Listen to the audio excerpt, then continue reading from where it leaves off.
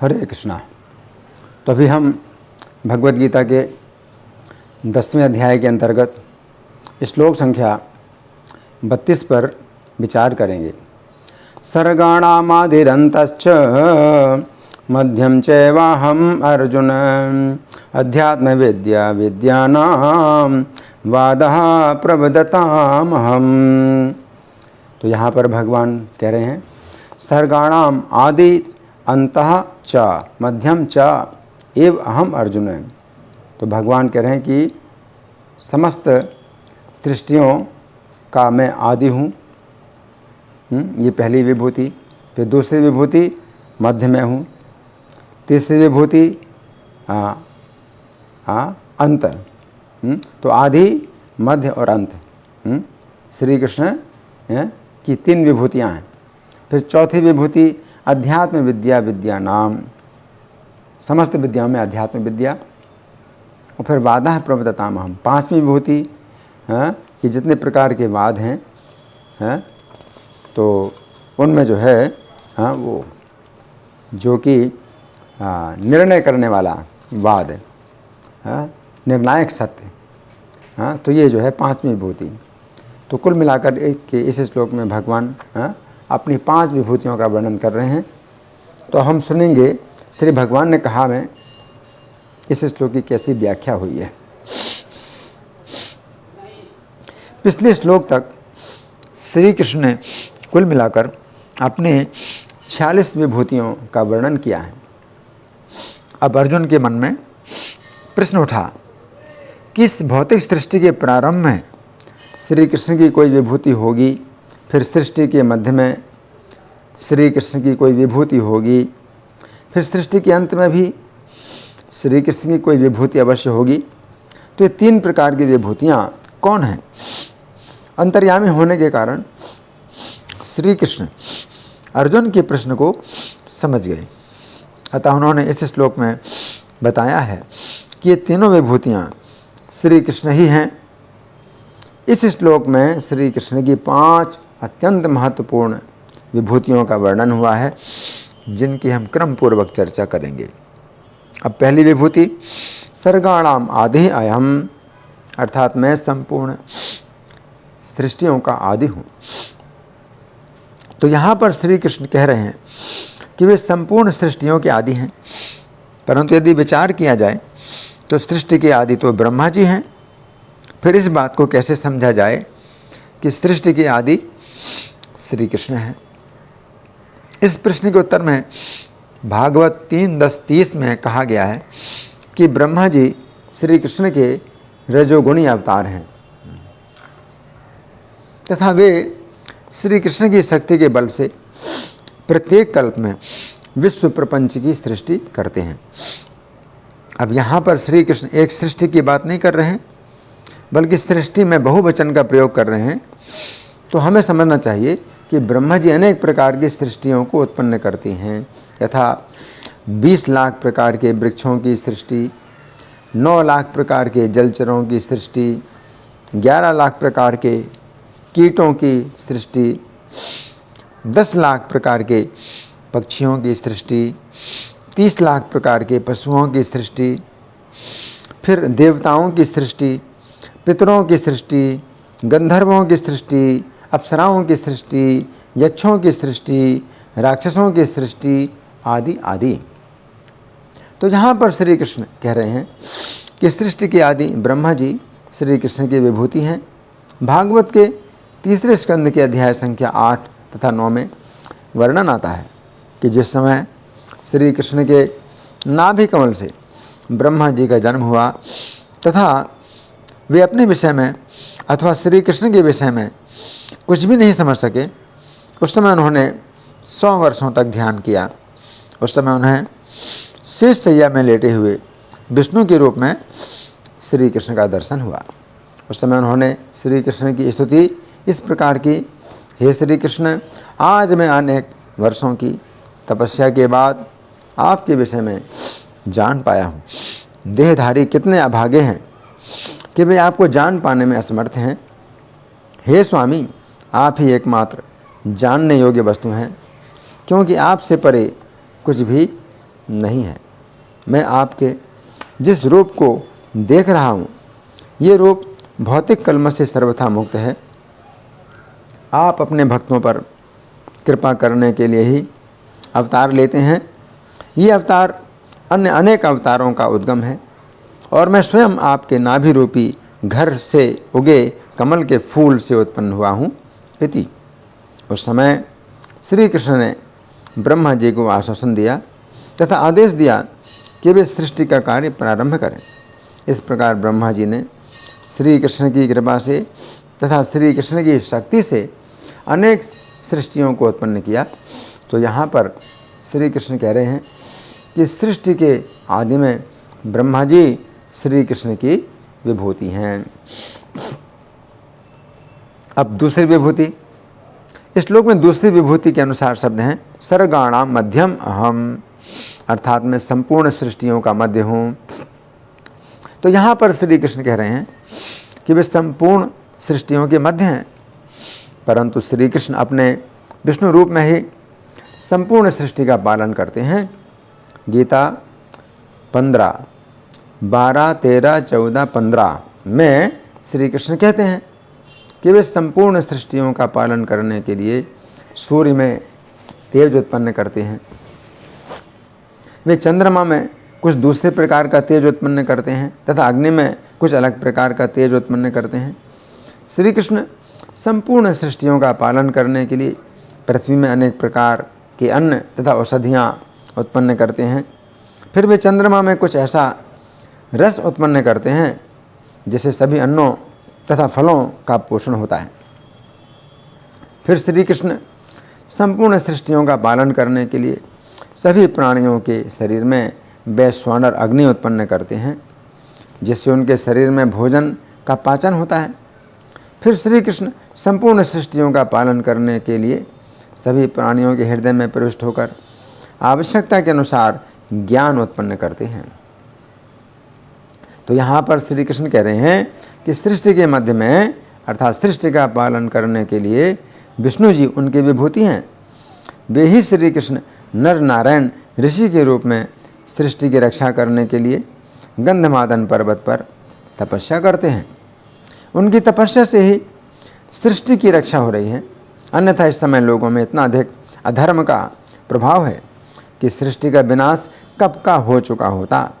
भागवत के 4 स्कंध के अंतर्गत अध्याय संख्या 1 में वर्णन आता है कि जिस समय धर्म की पत्नी मूर्ति ने नर नारायण नाम के 2 जुड़वां पुत्रों को जन्म दिया, उस समय देवताओं ने उनकी इस प्रकार स्तुति की, हम धर्म के घर में अवतीर्ण हुए नर नारायण ऋषियों के रूप में भगवान को नमस्कार करते हैं जो संपूर्ण जगत का पालन करते हैं।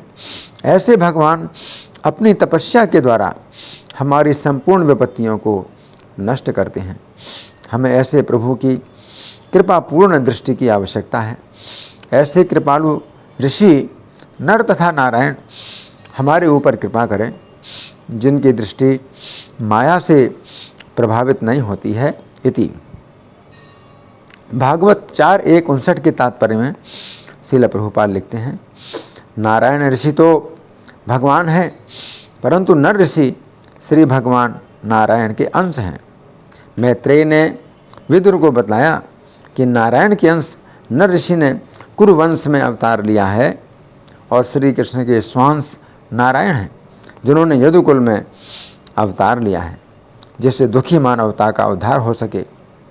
दूसरे शब्दों में अब नारायण ऋषि तथा नर ऋषि श्री कृष्ण तथा अर्जुन के रूप में विद्यमान हैं इति। भागवत 11:4-6 में कहा गया है कि नर तथा नारायण ऋषि आज भी तपस्या कर रहे हैं, उनके चरण कमलों की सेवा आज भी बड़े बड़े ऋषि करते हैं। तो यहाँ पर श्री कृष्ण कह रहे हैं कि वही नर नारायण ऋषि के रूप में इस सृष्टि के मध्य हैं, अर्थात सृष्टि का पालन कर रहे हैं।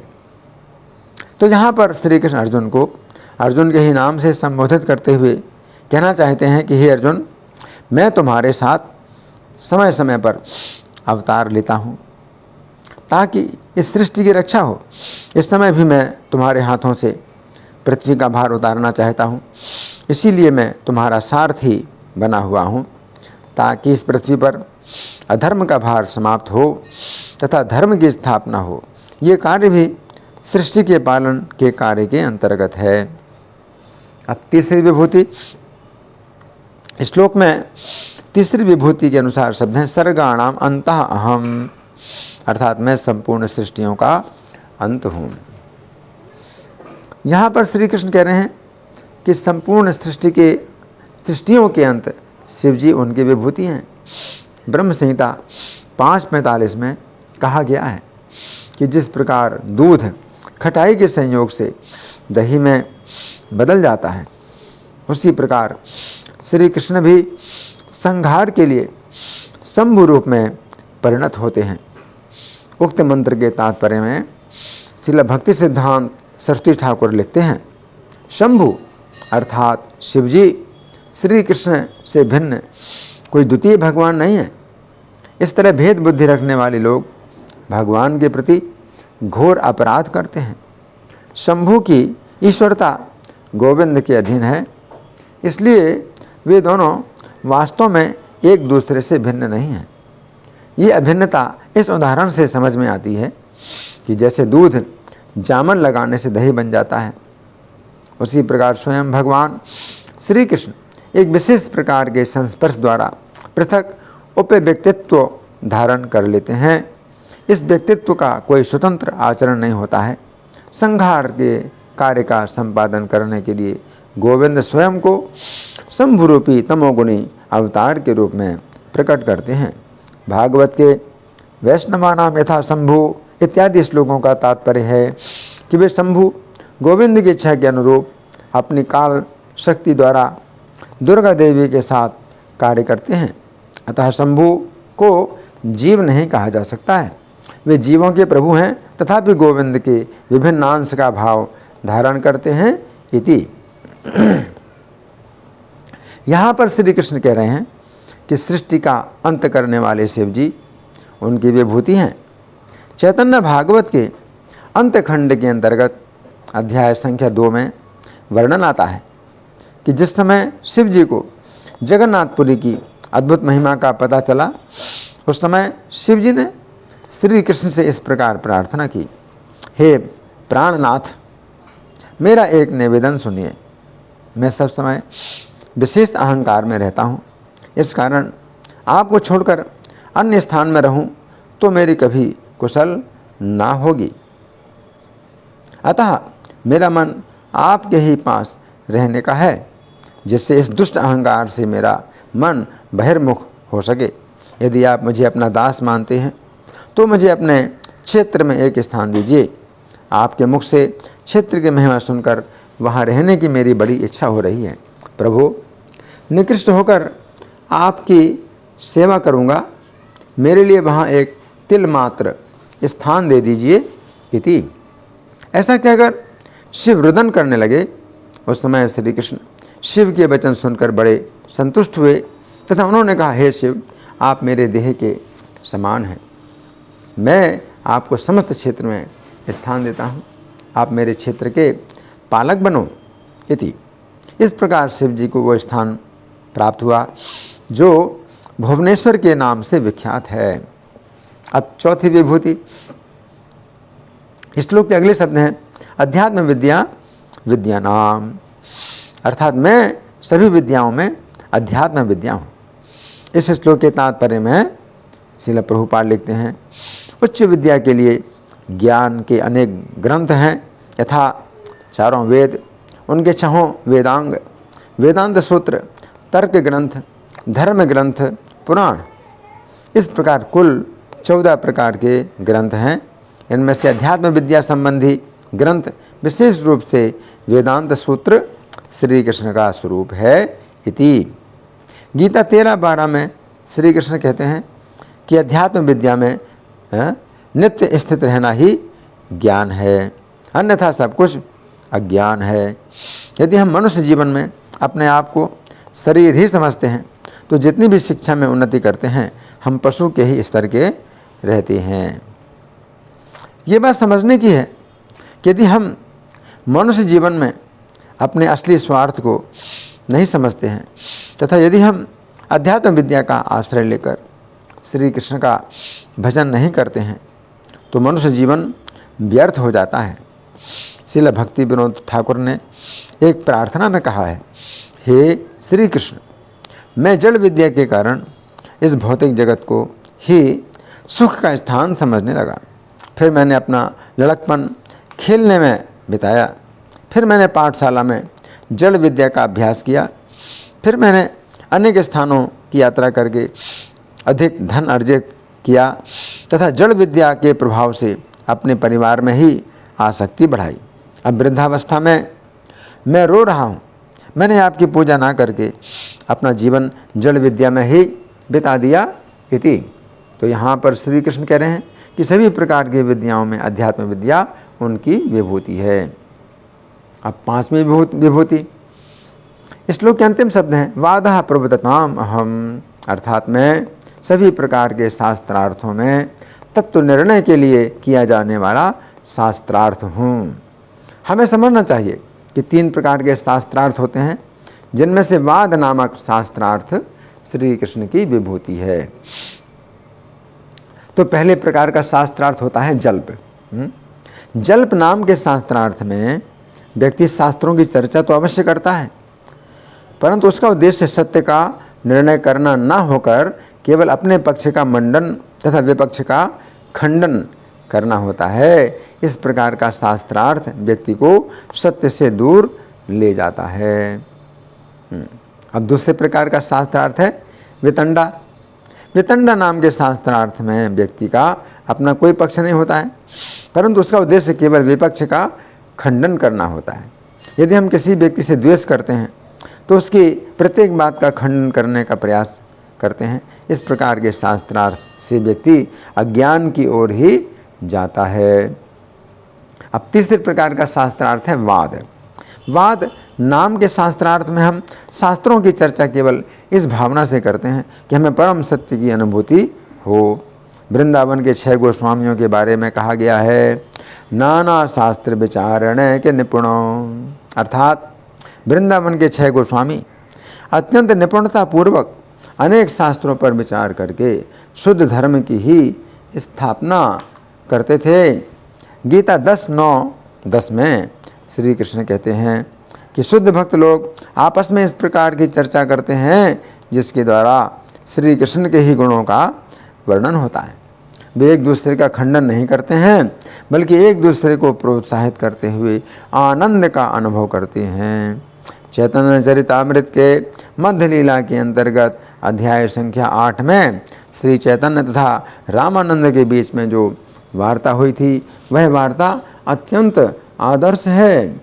तो श्री कृष्ण यहाँ पर कह रहे हैं कि जितने प्रकार के शास्त्रार्थ होते हैं उन सभी में ऐसा शास्त्रार्थ उनकी विभूति है जिसमें श्री कृष्ण के गुणों का ही वर्णन होता है।